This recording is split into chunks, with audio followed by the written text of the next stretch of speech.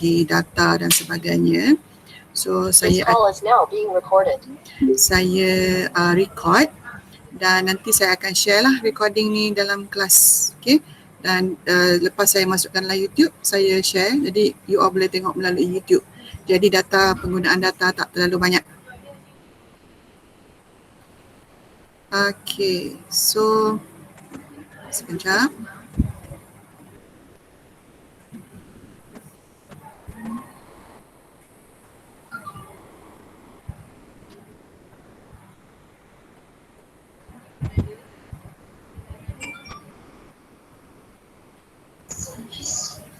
Okay, so soalan yang pertama. So semua orang dah sedia untuk mulakan kelas pada hari ini? Dah sedia belum? Kalau dekat telefon nak tengok chat kat mana ya? Sebab saya buka satu lagi dekat telefon. Tapi saya tak tahu mana nak cari chatnya. Ada siapa yang boleh bantu saya tak?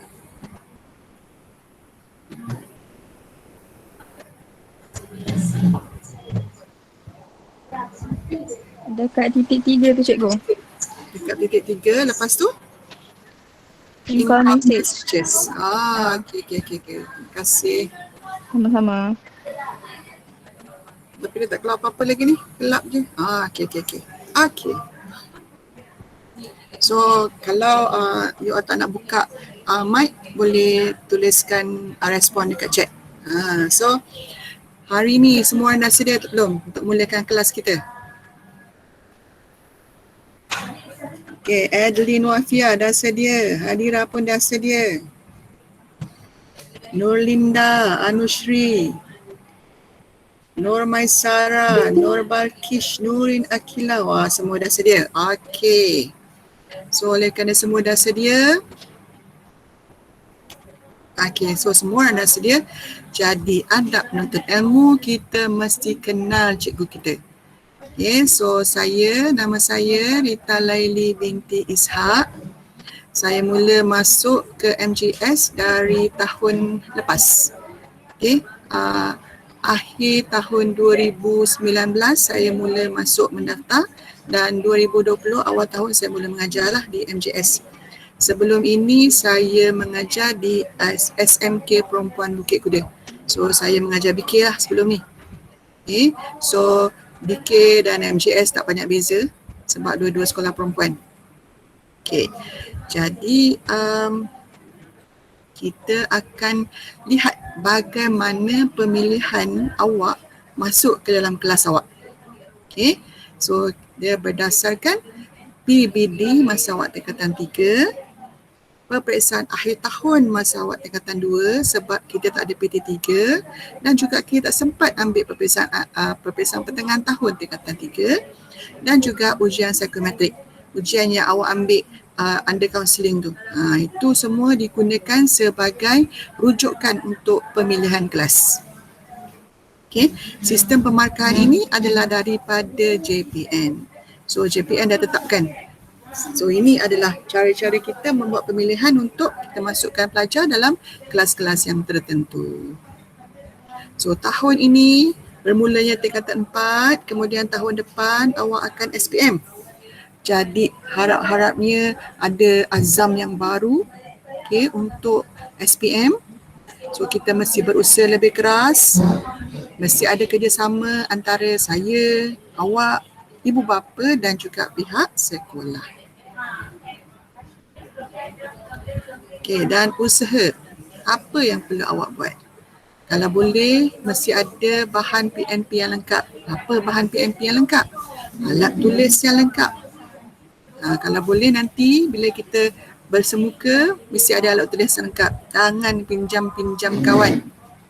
Mesti ada pensel, sharpener, pemadam, pen, highlighter, pembaris. Pensel untuk apa dan juga kalkulator. Pensel untuk kita berani mencuba. Sharpener untuk tajamkan fikiran. Pemadam, kita padam segala kesilapan. Pen untuk kita kekalkan ingatan sebab pen adalah yang susah nak dipadam. Highlighter untuk kita jelaskan segala kekeliruan kita. pembaris. Jawapan kita kalau boleh macam skema. Dan kalkulator adalah untuk menghitung saat kejayaan yang menjelang. Okey, so itu usaha kita untuk tahun ini dan tahun hadapan. Kemudian buku teks. Semua orang dah dapat buku teks belum? Buku teks tingkatan 4? Semua orang dah dapat? Belum cikgu. Belum? Okey, so belum, tak apa. Nanti ada jadual kan untuk pemulangan dan pengambilan buku teks yang baru? Ada. So nanti lepas dah dapat buku teks, pastikan setiap kali kelas di online ke ataupun bila awak dah naik sekolah nanti ke, mesti bawa buku teks.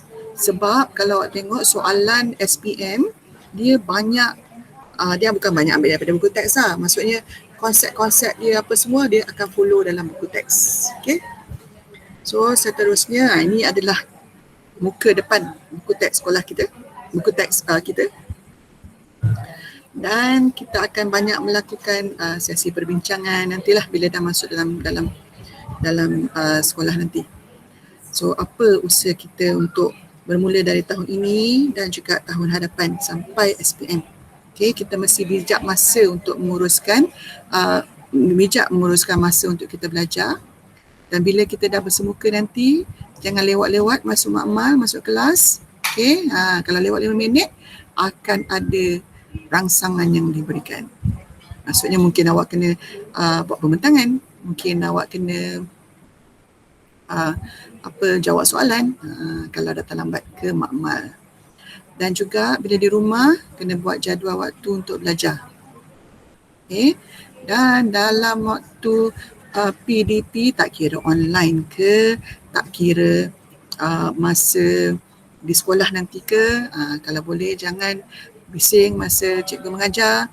Kalau perbincangan tu memang wajib bising sebab awak bincang kan. Tapi kalau masa saya tengah menerangkan, dengar. Kemudian jangan ganggu sewaktu saya menerangkan. Kalau nak tanya soalan, angkat tangan. Dalam kelas ni pun, kalau awak ada soalan, angkat tangan. Nampak kan ada raise hand kan? So bila ada soalan, raise your hand. Okay.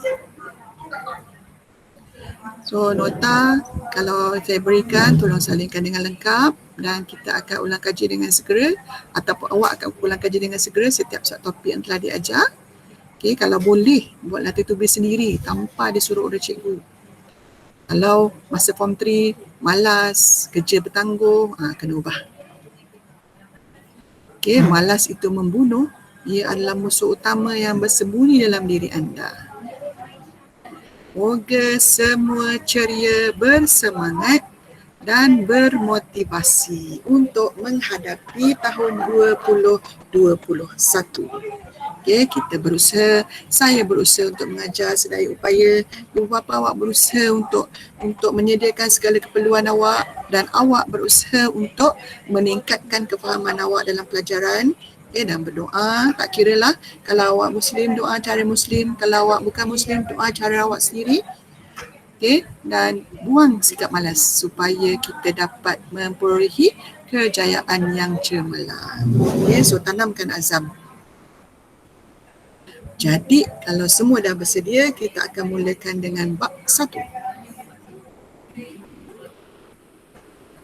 Okey, bab 1 yang ini.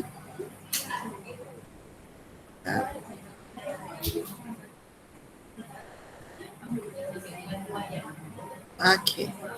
Sebab masing-masing belum dapat buku teks. So buku teks kita kalau awak tengok bila dah dapat nanti, okay, muka depan ni dia terangkan apakah pengajaran ataupun kaedah pengajaran yang akan digunakan oleh cikgu-cikgu. Okay, so kita akan ada, saya akan gunakan multimedia, kita akan ada perbincangan, eksperimen bila kita dah bersemuka nanti. Kenapa saya punya putus?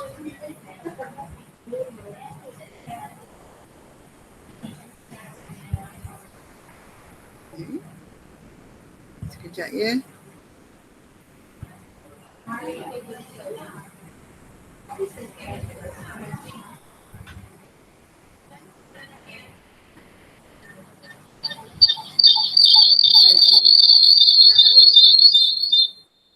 Okey.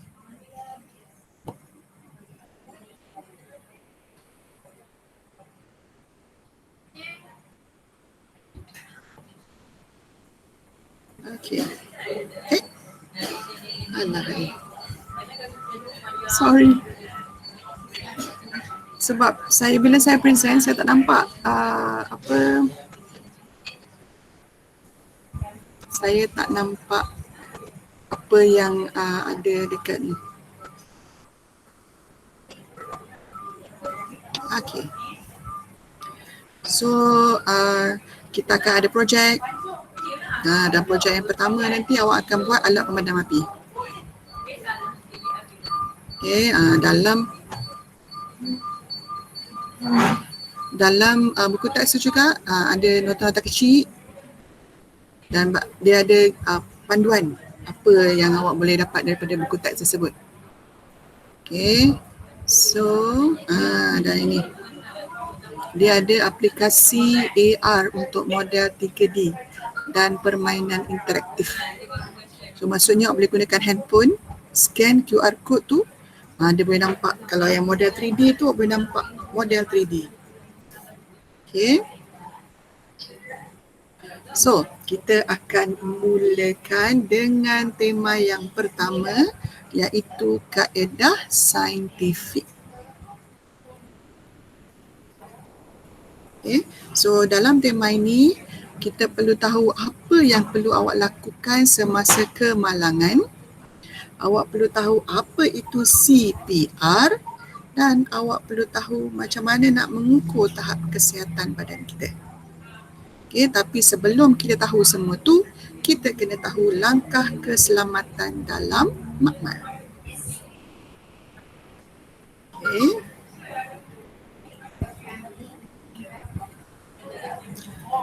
So, dalam tajuk yang ni, subtopik ni, kita boleh menjelaskan contoh peralatan perlindungan diri serta fungsinya. Okay, so dah nampak tak kalau orang di makmal macam ni? Dia pakai baju ni. Dah nampak tak?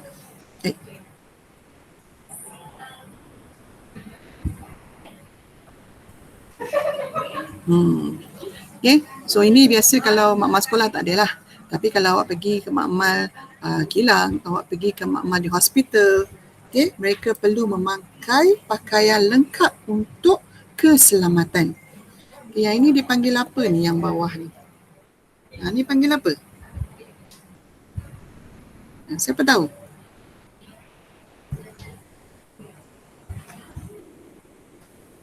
Baju makmal. So ini kita panggil baju makmal. Atau dalam bahasa Inggerisnya lab coat.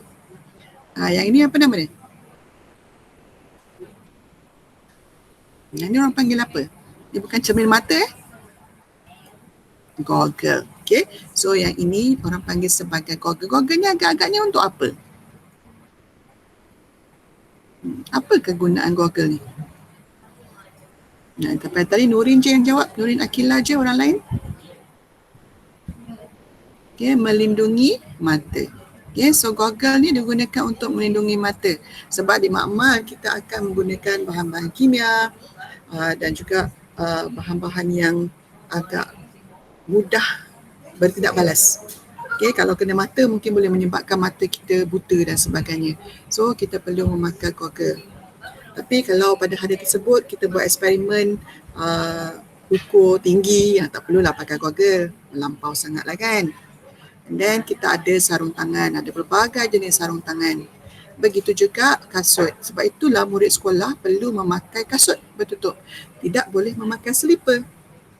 Sebab bila awak masuk makmal, takkan nak tukar kasut. Okay. So ini semua adalah peralatan perlindungan diri di dalam makmal. Okay, so apakah alat perlindungan diri? Siapa boleh cuba? Sambungkan. Apakah peralatan perlindungan diri? Boleh type jawapan awak di chat.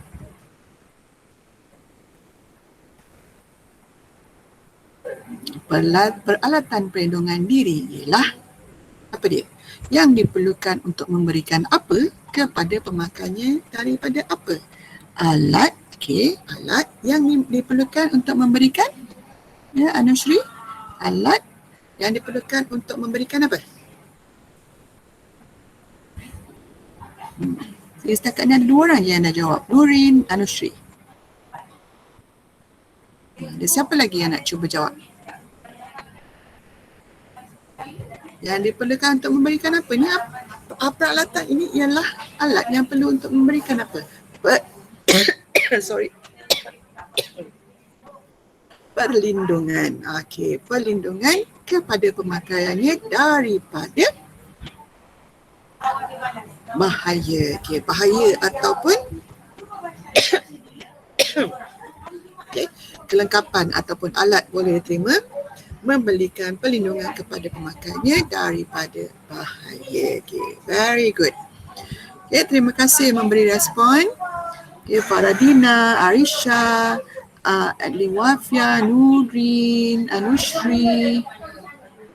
Okay, saya harap yang lain-lain pun akan cuba berikan jawapannya. Tak salah tak apa. Okay, kita belajar dari kesalahan. Kalau awak betul sepanjang masa, awak takkan belajar. Okay.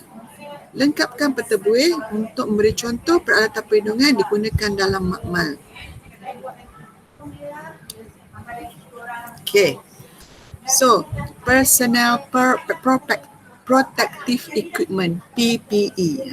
Peralatan perlindungan diri dikenali juga sebagai PPE. Itu yang dipakai oleh frontliners yang berada di hospital yang menjaga pesakit-pesakit COVID. Kenapa dia kena pakai PPE? Kenapa orang bukan di makmal sahaja, orang yang menjaga orang yang COVID pun perlu memakai PPE. Kenapa? Kalau PPE itu bahasa Inggerisnya Personal Protective Equipment. Dalam bahasa Melayunya peralatan perlindungan diri. So daripada nama dia pun kita tahu digunakan untuk melindungi diri pemakai. Okay, so kita ada goggle tadi, yang gambar tadi untuk melindungi mata. Ni topeng apa agak-agaknya? Topeng apa? Topeng muka. Okay, so topeng muka. Nombor 3, sarung apa? Sarung tangan. Okay. And then nombor 4, baju.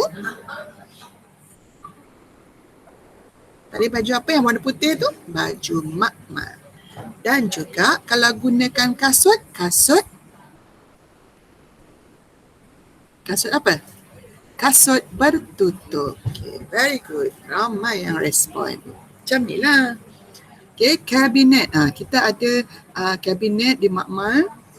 Dan juga kalau orang-orang yang ambil swab test, kan? Kalau orang tu ambil swab test, dia akan gunakan kabinet ni dan juga kebuk yang nombor 7.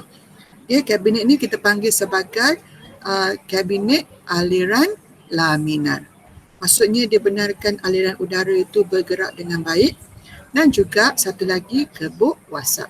Maksudnya kalau ada apa-apa bahan yang boleh meruap ataupun boleh berterbangan yang berbahaya, dia akan terus dikeluarkan daripada kawasan yang kita bekerja itulah, kebuk wasap. Okay, and then kita ada penyiram kecemasan dan juga ada pembilas mata. Okay, so semua ini sebenarnya ada dalam buku teks, tapi sebab awak semua masih belum dapat buku teks, tak apa, saya sharekan jawapan dia straight lah. Okay. So yang ini tak boleh buat sebab masing-masing ada di rumah dan awak tak ada peralatan perlindungan diri ni. Tapi katalah ini adalah salah seorang daripada kawan awak. So yang ini, apa dia? Yang dia tunjukkan yang ini. Okay, ini adalah goggle. Alamak, sorry. Okay, dan yang bawah ni? Mask ataupun penutup muka. Okey, dan yang ini? Ini apa? Sarung tangan. Okey, dan dia juga memakai baju makmal, dan yang di bawah ini adalah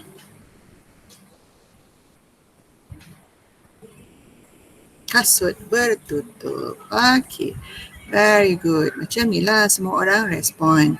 Supaya saya tahu awak tak tidur. Okey, aktiviti yang kedua. Yang ini sudah.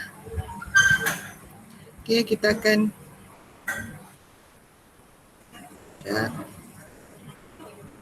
mana saya punya ni? Sorry.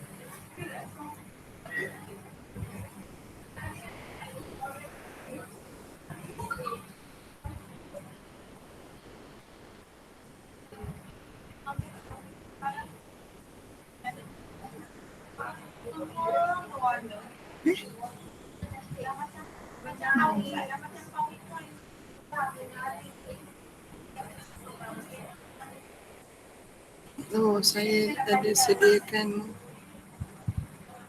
Sekejap ya.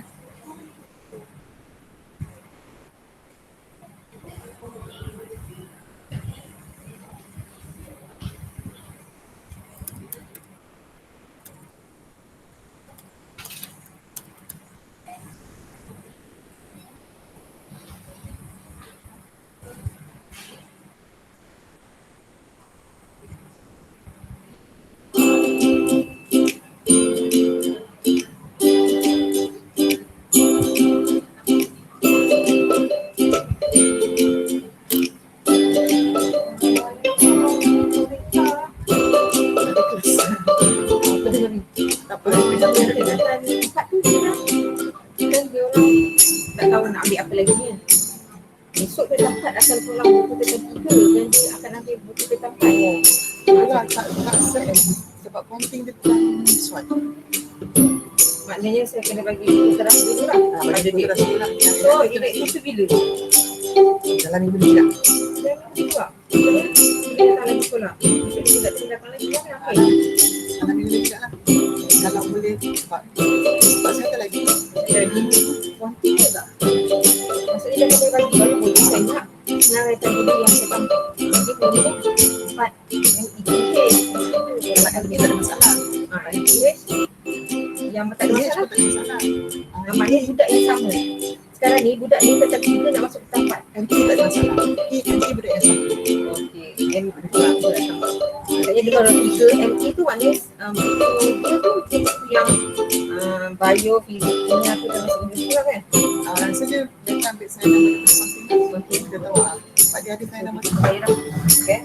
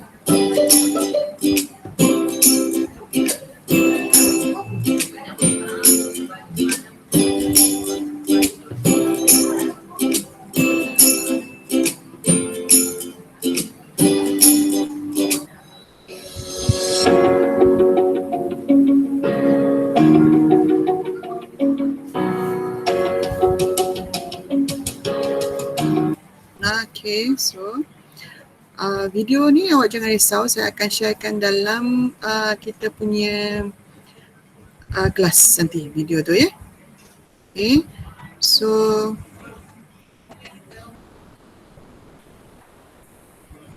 okay.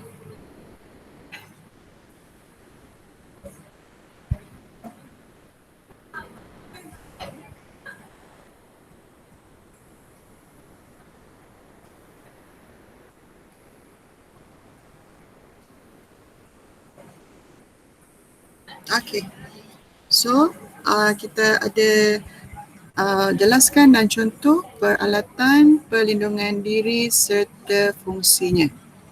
Okay, so ini adalah peralatan perlindungan diri kita. Yang pertama ni ialah apa?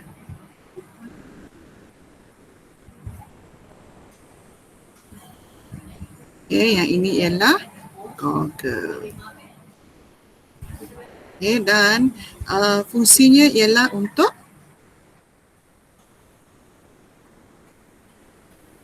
melindungi mata daripada terkena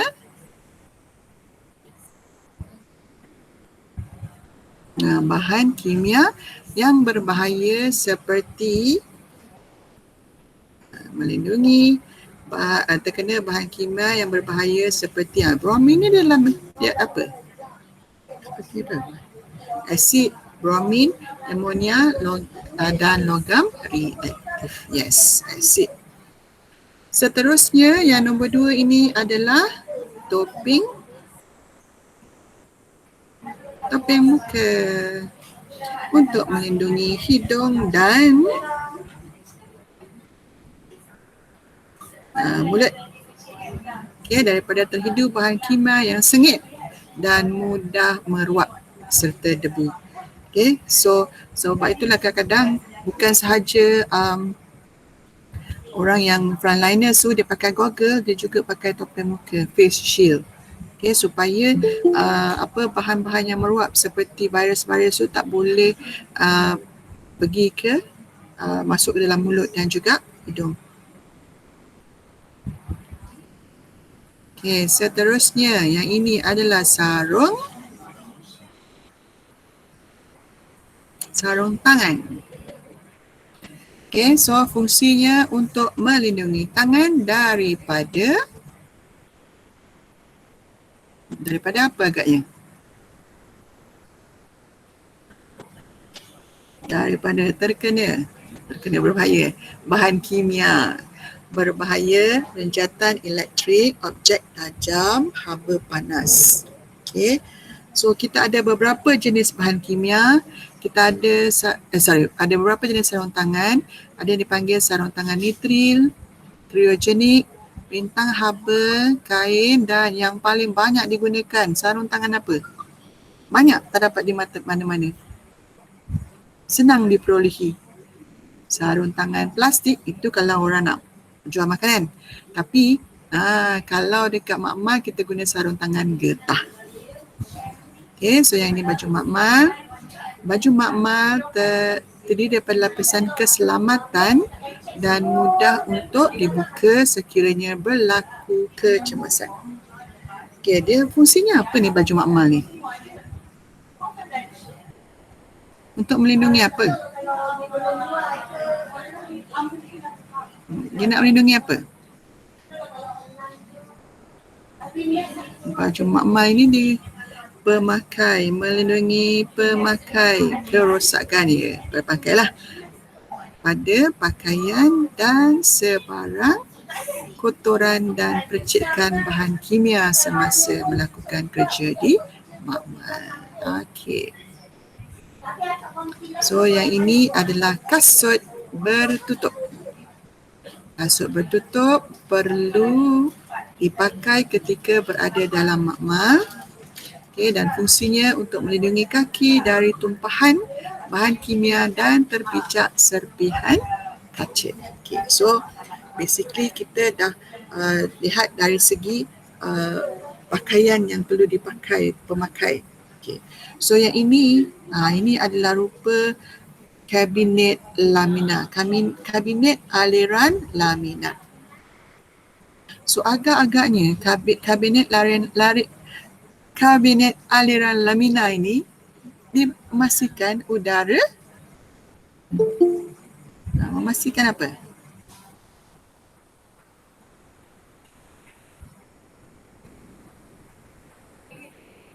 Cuba jawab. Apa-apa saja yang awak rasakan sesuai.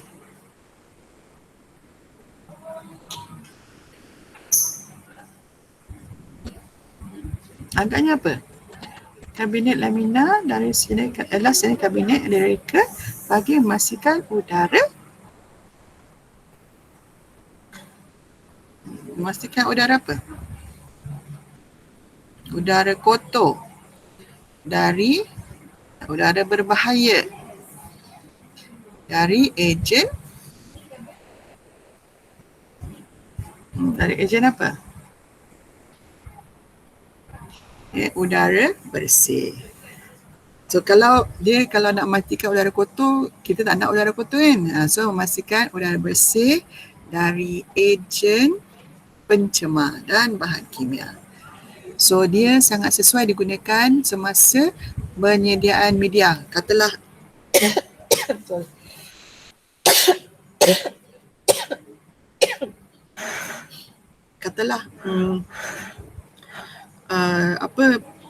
orang yang bekerja di makmal tu dia nak membiakkan mikrob, membiakkan bakteria. So dia perlukan satu kabinet ni supaya udara kat situ bersih. So tidak ada bahan pencemar. Jadi masa dia biakkan bakteria yang dia biak sahaja tumbuh, bukan bakteria daripada luar-luar tu entah mana-mana. Okay? So untuk mengelakkan kontaminasi. Kontaminasi ni dalam bahasa lainnya kita panggil sebagai pencemaran. Okay. Semasa aktiviti berkaitan mikrobiologi. Maksudnya bila kita nak bekerja berkaitan dengan virus ataupun bakteria ataupun kulat, so kita perlukan satu kawasan yang tidak berlaku pencemaran. Sebab kalau katalah kita nak biak bakteria yang menyebabkan sakit perut contohnya lah, kita tak nak bakteria yang menyebabkan sakit lain tu masuk. Sebab tu kita kena pakai kabinet aliran lamina yang pastikan udara dia bersih supaya tidak ada bakteria yang lainnya. Kita tak nak. Okay. So ini adalah contoh ataupun gambar kabinet berlamina. Kalau biasa tengok dekat movie macam yang cerita pasal penyakit-penyakit ke apa ke, kan yang pakai baju keselamatan tu siap tangan dia pun ada sarung juga untuk dia buat kerja, terutamanya kalau bakteria ataupun virus tu sangat berbahaya. So dia tak nak ada apa-apa kebocoran berlaku. So ini adalah kabinet aliran lamina. Dan di makmal kita ada yang kita panggil sebagai kebuk. Kebuk apa? Siapa tahu? Kebuk apa ni? Kebuk wasap. Okey, bagus. Okay, so ini adalah kebuk wasap. So kebuk wasap adalah sejenis alat pengudaraan untuk mengelakkan pengguna daripada terhidu asap yang beracun. So kadang-kadang kita ambil bahan kimia tu dia meruap, dia mudah jadi gas. So kalau pegang macam ni, kalau awak hidu boleh menyebabkan kematian ataupun kerosakan organ dan sebagainya. So bila kita gunakan kebuk wasap, segala bahan kimia yang meruap tu akan dibawa naik dan dibawa keluar. Okay. So ini adalah untuk menjalankan eksperimen untuk bahan yang mudah meruap, mudah terbakar dan mengakis serta berbau. So kebuk wasap dapat mengeluarkan udara yang dicemari dan mengalirkan udara yang bersih ke dalam makmal. So ini adalah penting. Kedua-dua kabinet dan juga kebuk adalah penting dalam makmal untuk memastikan tidak ada berlaku pencemaran dan juga pengudaraan dalam makmal sewaktu kita menjalankan eksperimen menggunakan bahan yang mudah meruap, yang beracun, yang berbahaya ni tidak kena pada kita yang sedang buat eksperimen. Ini rupa kebut wasap. Kita boleh jumpa ni di makmal kimia. So nanti kalau awak dah balik sekolah, boleh tengok dekat makmal kimia. Ada kebut wasap. Yang ini juga ada di makmal kimia. So ini namanya adalah penyiram kecemasan. Katalah tengah buat eksperimen, tiba-tiba kawan langgar bahan kimia kena kat baju, kena kat kulit. So kena terus pergi dekat penyiram kecemasan, tarik supaya air tu kena kat badan kita dan membuang air tu dengan segera. Okay? Sebab kalau nak tunggu kawan awak tadah air, lepas tu siram, tadah air, lepas tu siram, tu makan masa kan. So pergi dekat penyiram kecemasan, tarik dia macam shower dia turun. Okay, untuk membersihkan dan membilas bahagian badan atau pakaian yang terkena tumpahan bahan kimia dengan segera. So cara-cara dia tarik tombol, tarik je, lepas tu air akan keluar dengan banyak. Okay, supaya bahan itu akan dapat dibuang dengan segera dan lepas tu bawa jumpa ke doktor sebab dia akan memberi kesan bahan-bahan kimia yang kena, terutamanya kena pada kulit, akan memberi kesan. Dia akan boleh menyerap dan juga boleh menyebabkan lecur dan sebagainya. Okey. Tu tombol pembuka. Dan ini bentuk penyiram kecemasan. Saya rasa ada di makmal kimia. Kebanyakannya ada di makmal kimia sebab makmal kimia gunakan bahan kimia yang banyak. Yang ini pembilas mata, saya rasa dekat makmal kita tak ada. Tapi dekat makmal kita ada sinki. So kita boleh gunakan juga untuk membilas dan mencuci mata yang terkena bahan kimia. Makmal kimia perlu ada sinki. Ini pembilas mata. Rasa makmal sekolah kita tak ada. Okey. So kita mana pergi saya punya video.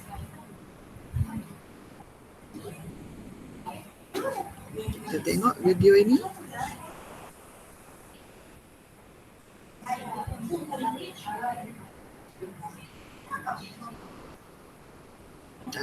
Private dah pula.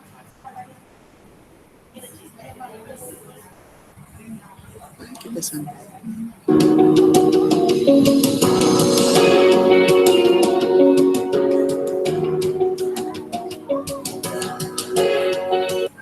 Sekejap ya. Semalam saya dah setting dah tapi bila nak buka hari tak boleh.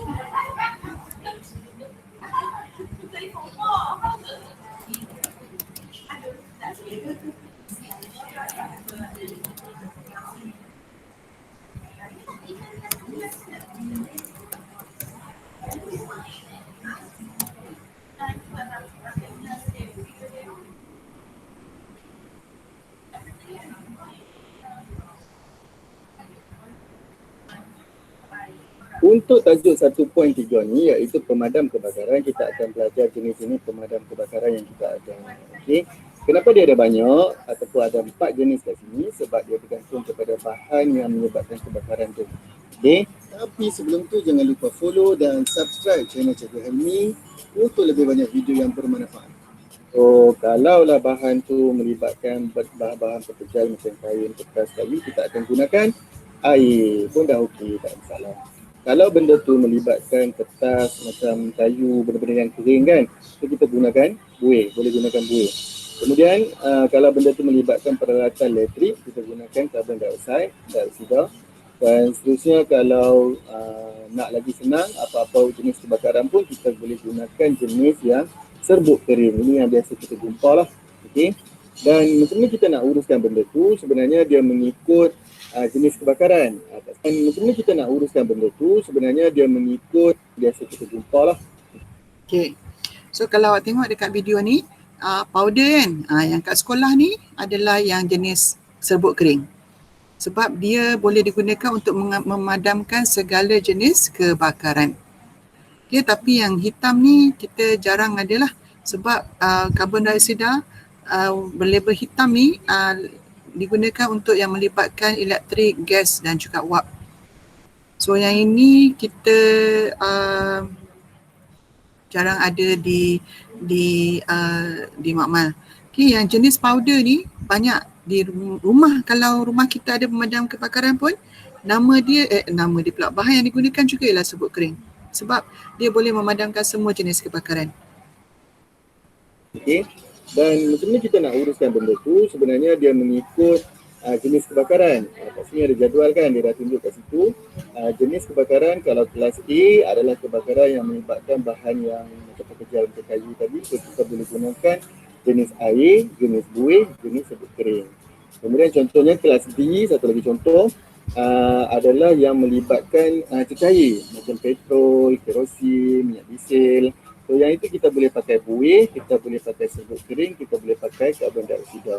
Yang ini kita tak boleh pakai air sebab kalau tidak kita tahu kan air dengan minyak tak bercampur, jadi nanti dia akan merebak lagi. Okay? So boleh tengok yang lain A sampai F tu sebab jenis bahan yang menyebabkan kebakaran yang berbeza adalah menggunakan jenis alat pemadam kebakaran yang berbeza juga. Tapi kalau nak lagi senang, sebenarnya kita ada dah benda yang macam saya kata tadi, kita boleh pakai untuk semua, iaitu kita boleh pakai pemadam api ABC. Ini yang kita tengok banyak dekat sekolah kita, dekat shopping kompleks.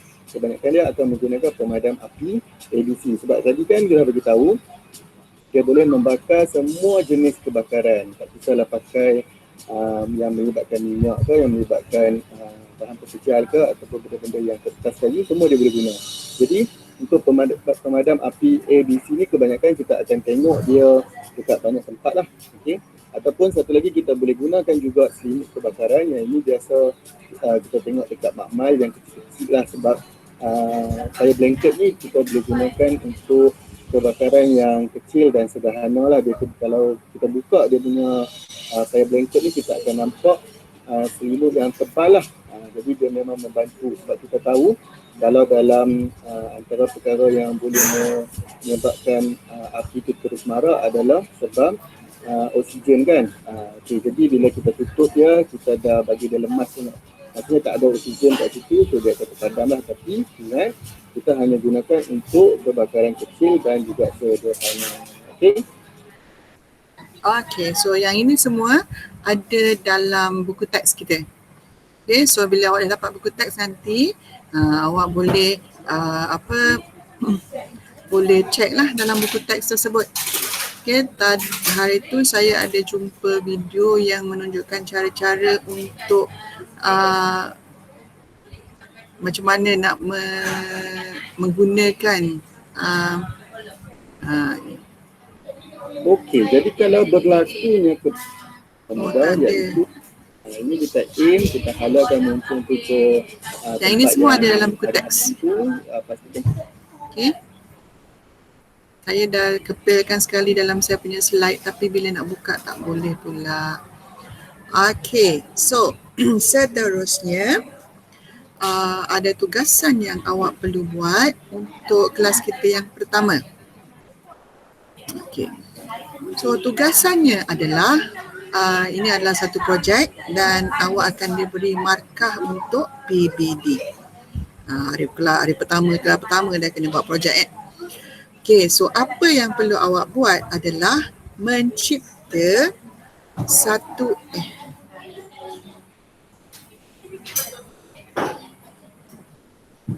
baju pula dia tutup.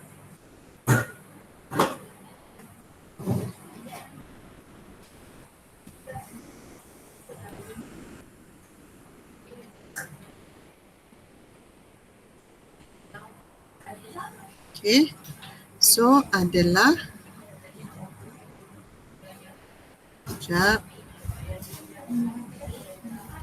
adalah mencipta satu alat kebakaran yang ringkas. So kita boleh gunakan apa-apa bahan yang ada di rumah. Nah, sebab awak semua berada di rumah kan?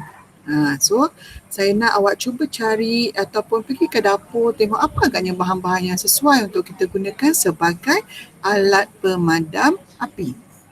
Okay.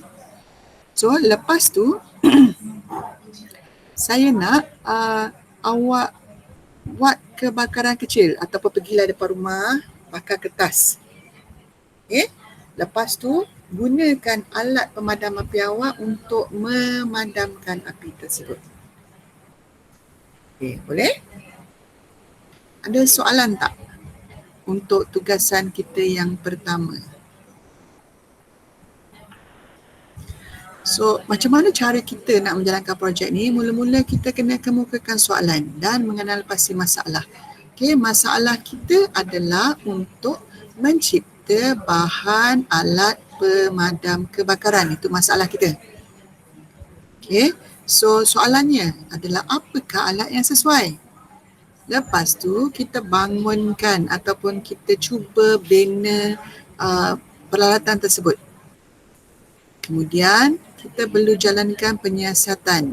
Okey, maksudnya takkanlah awak tiba-tiba pilih satu je. Mesti agak-agak pergi dapur, agak-agak kalau saya guna air, sesuai tak? Ataupun kalau saya guna tepung, sesuai tak? Okay, kalau saya guna gula, macam kat sini dia bagi contoh kan. Tepung, gula dan minyak ini bahan yang mudah terbakar.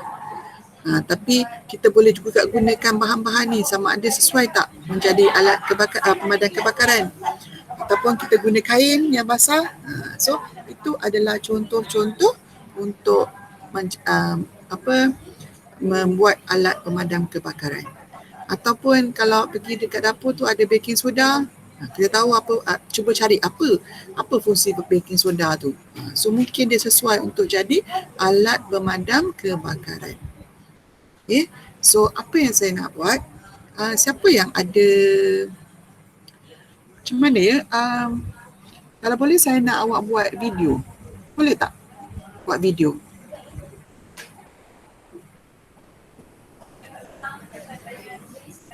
Ada respon tak?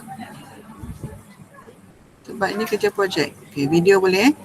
Kalau awak buat video,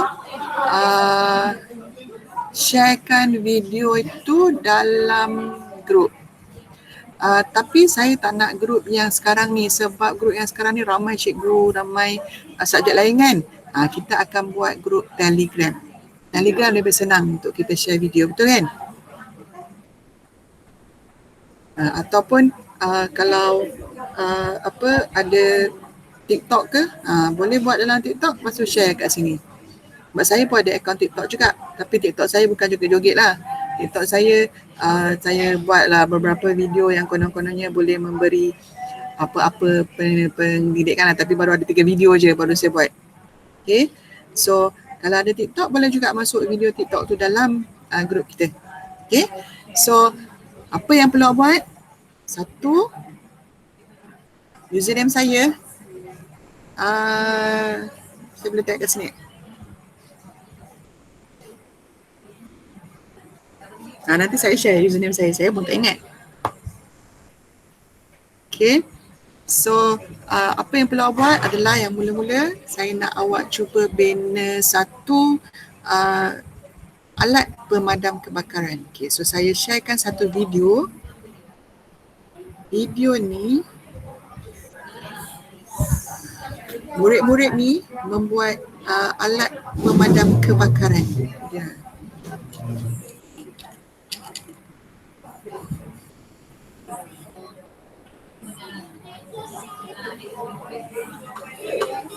Okay. Assalamualaikum dan selamat sejahtera. Perkenalkan ringkas.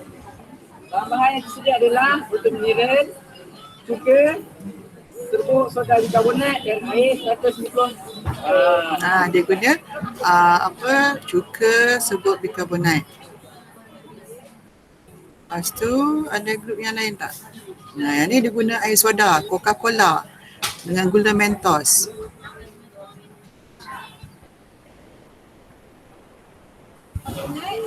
Yang ni dia guna cuka. Okay. So ini contohlah untuk awak mendapat idea macam mana nak membuat untuk membuat alat pemadam kebakaran tu. Boleh?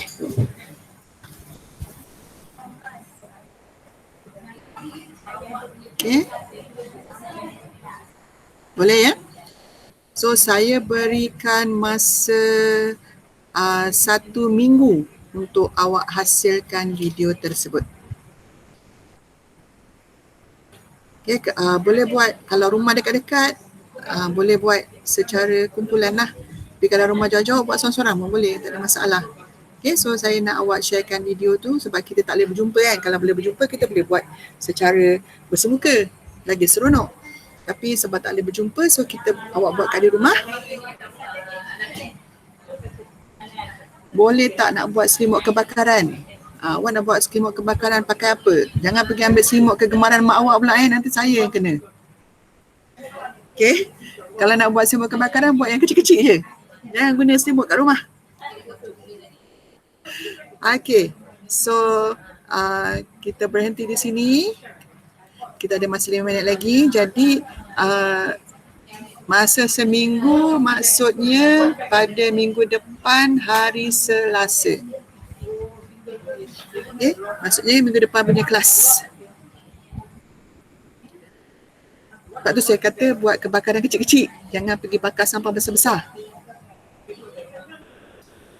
Bakar beberapa helai kertas dalam periuk jangan pergi bakar buat sampah besar-besar kan terbakar rumah orang. Okay, so awak cuba awak punya alat pemadam api tu. Okay, very good. So terima kasih dan tahniah sebab kelas ni respon yang diberikan pun okey dan saya harap ini berterusan sampai tahun depan.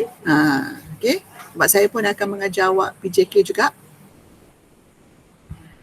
Okey, so kita jumpa pada kelas kita pada hari Jumaat. Okey, so itu saja. Terima kasih.